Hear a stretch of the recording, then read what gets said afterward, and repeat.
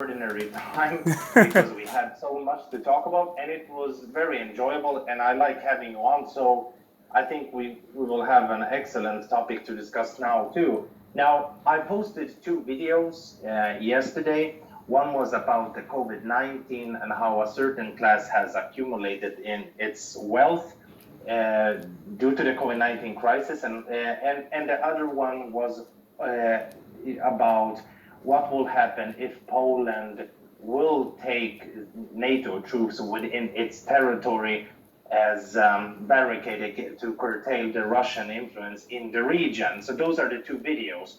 Now, what also happened was that one YouTuber that I admire a lot, which goes by the name of Vigilante Intelligence, he did endorse my channel. So I have seen an upsurge of subscribers joining the show, which I'm super grateful for.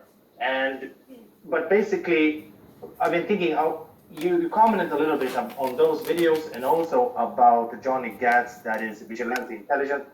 Uh, so let's do a show on those issues that I mentioned in regards to the video, and also about, let's say, the dissident right or alternative right that has positioned itself as an opposition to, let's say, the identity left and also to the current political establishment.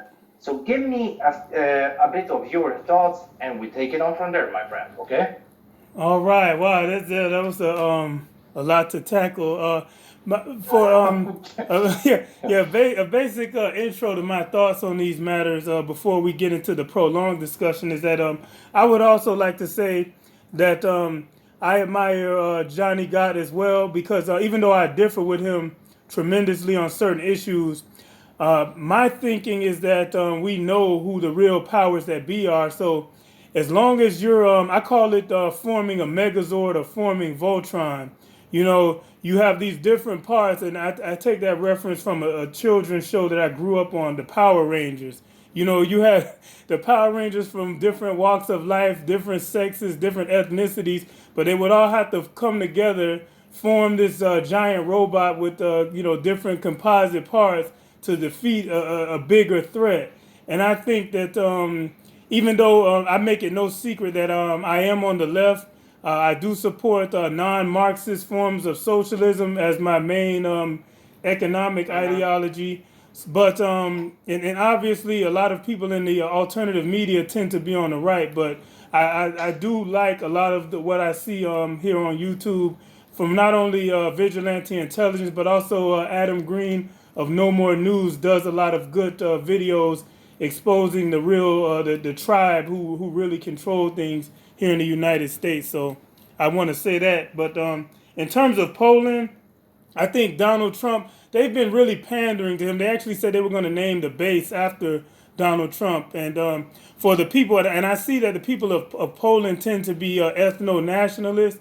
If they want to have a multiracial country, they should go ahead and invite the United States military in, with a larger footprint, because then they're going to have some of my cousins in their gene pool. And I don't think they really want that, but it's up to them.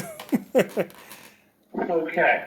So you believe that if a country, let's say, becomes involved in a military, let's say, cooperation with NATO, obviously that country will be forced to open up itself and embrace multiracialism slash multiculturalism. That are your thoughts, or? Oh yes, definitely for sure. Because with our the United States military is multi-ethnic. We have people in this country from everywhere in the world, and the military is like a microcosm of the greater society. I think the majority of the last time I checked, which was probably over a decade ago, the majority of the enlisted personnel were Afro American, followed by European Americans, and this was for the Army. Now, the other branches, I'm not so sure, but for the Army, the majority of the enlisted are black or Afro American. So, yeah, you could expect a lot of them to end up in Poland if the troops were to relocate there.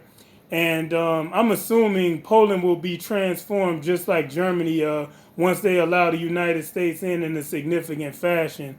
It's going to be not only our troops, but the commerce that's going to come along with it, because these bases tend to create dependent communities. But they're already, but Lamar, they're already, if you look at Eastern and Central Europe, are already intertwined in this world economic financial system.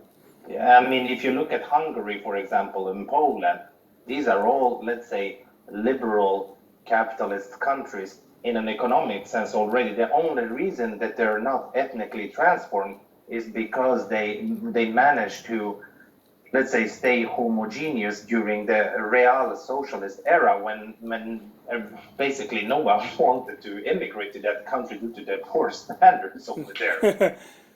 Right, right. But more recently, I've seen documentaries where the Polish government and the Hungarians also did not accept any refugees, which was a smart move.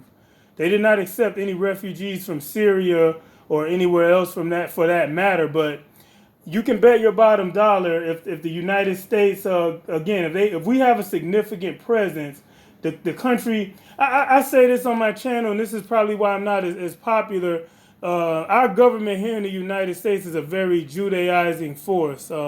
Whatever Israel wants, that's the policy that they implement around the world. So when Europe wants to get tough on Israel and oppose some of the UN condemnation, the United States actually vetoes and they rhetorically chastise Europe for not only for that. Our media has already critiqued the countries of Eastern Europe for not being multi-ethnic, because I understand the Baltic states also don't want a multi-ethnic society. They don't want refugees, which again is a smart move considering that most of the refugees will be Sunni Muslims. It's like inviting a Trojan horse. I agree. I agree. I don't want to counter similarly here, but and also I myself I am of Croatian descent, and we are a NATO member, let's say, and our country is quite homogeneous. But I just want to say the reason I believe is that, let's say, the socio-economic system is not that superb in those countries. If you ask the refugees, where do you prefer to go? They will immediately answer Germany, Sweden, Austria, Denmark, and Norway. These are, let's say, countries, and also the United Kingdom, that have quite good welfare distribution. They get free gifts and are entered into the country. So, right. So so let's put it this way: that the harsh conditions during real socialism it helped these countries actually to avoid being flooded by migrants, because the migrants that passed through, let's say, that passed through Croatia and Bosnia and so on, and they said, no, we're just here temporarily. We want to go to Deutschland with the science, because there is the bread, Yeah. So we have to take this into consideration too. But and furthermore, what I want to add on, it's not only you have, let's say, the Judeo aspect. It's not only reserved, let's say, to the United States. You have a quite strong element within it, within the European Union. Especially we have, let's say, this prominent Kutenova Kalergi, this count who was, let's say, a founding father spiritually for the European Union. He was a very friendly to the Judeo aspect, for instance, Kalergi. So they have that element within the European Union too. So the Western countries, they're fed up with migrants, and now they want to redistribute them all over Eastern and Central Europe. So that's why you have a push also from Washington, but definitely from Brussels too, to become more multicultural. They even decided that they want to penalize Hungary and Poland for not accepting migrants. So I just wanted to give you that too element. You have it with the European Union. Wow. So you don't need our help in Europe. You already have a Judaizing power in Brussels. I didn't realize Brussels was advocating for multi-ethnic societies throughout Europe. That's not a good thing. Well, there are. If you look at the European Union is constructed in a certain in the European, let's say, Parliament. You have they're elected by the people. Certainly, you have various types of political elements within it. But if you look at in the European Council, and the European Commission, well, then it's a different matter. It's an elitist project, and it's based on, let's say, liberal capitalism, individual rights, and it's super bureaucratic entity that wants to implement a multicultural society virtually in all of its member states, and some have refused, especially the Eastern and Central European states. So you have that problem too within the EU, what the elitist wants.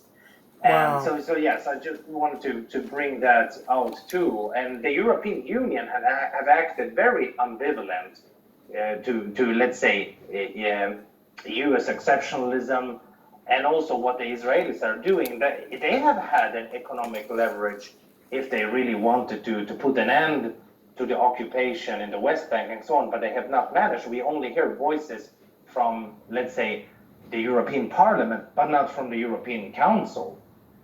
Oh. Wow. Well, this ties into the other topic that you wanted to discuss in terms of the global economy and who this benefits. We know from Carol Quigley that the bankers want to establish a global government in the hands of financial officials, in the hands of the banks, and they want to rule in a feudalistic fashion. And this is according to Carol Quigley. He put it so eloquently in his book Tragedy and Hope, which I'm going to try to hunt down the quote because, I mean, these words were prophetic because that's what's happening. Because you can't have a society that is easily bullied by these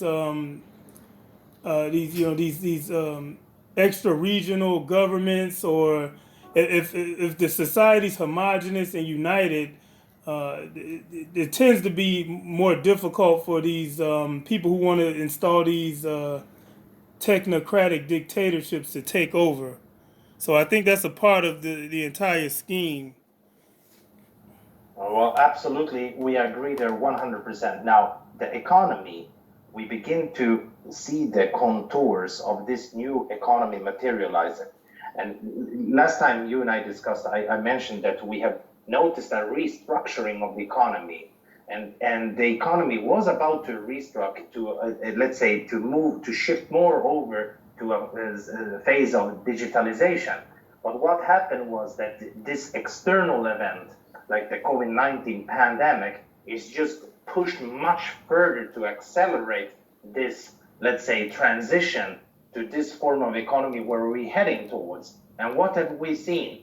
Absolutely, like you have said, like certain industries are knocked out, and we see the other industries strengthening themselves. And on top of that, we see people like billionaires, their wealth has increased enormously just these past 3 months since the COVID-19 broke out.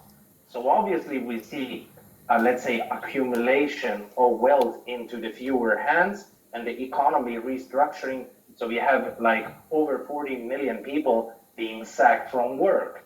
So absolutely, we are witnessing some sort of technocratic barbarism, I would say. So there we agree 100% on that. Yes, it's too evident.